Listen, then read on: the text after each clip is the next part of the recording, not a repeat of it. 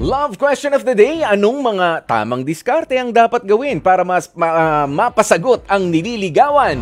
Sabi ni Maria Apple Gutierrez, magkaroon ng respeto, maging gentle sa nililigawan. O, yun lang. Ganun lang kasimple para kay Apple, di ba? O, ito naman si Roseline Olaso, kung ako ang tatanungin, ako unang-una ko po para sa sarili ko, maging totoo ka kung ano ka.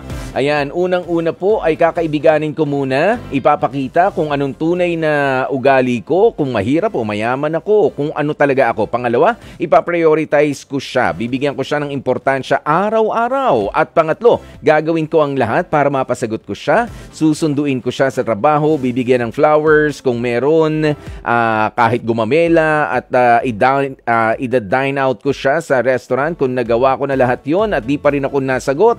Tatanggapin ko po yun ng buong puso, sabay bigay ng mga resibo. De etos lang. Dinagdagan ko lang yan. Tanggapin lang, di ba? Nanligaw ka eh. Step by step mo namang ginawa, di ba? Wala lang bigayan ng resibo. Eto nga pala ang lahat na nagastos ko sa panliligaw ko sa iyo.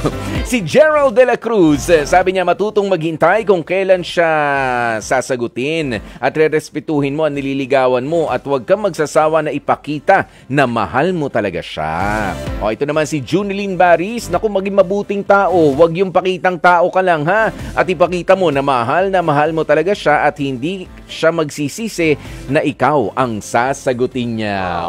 Ganun lang naman kasimple, di ba?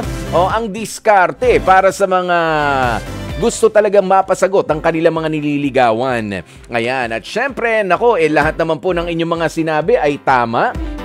Basta wala lang dyan yung mga puro kalokohan. Pero meron kasi mga napapasagot ng dahil sa maloko, dahil sa mabiro, yung kanilang mga partner, yung kasi ang hanap no?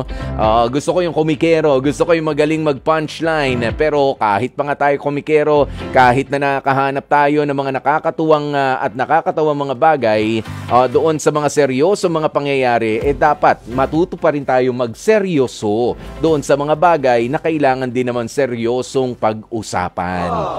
Ganun yun. Yan ang mga diskarte para mapasagot mo talaga ang nililigawan mo.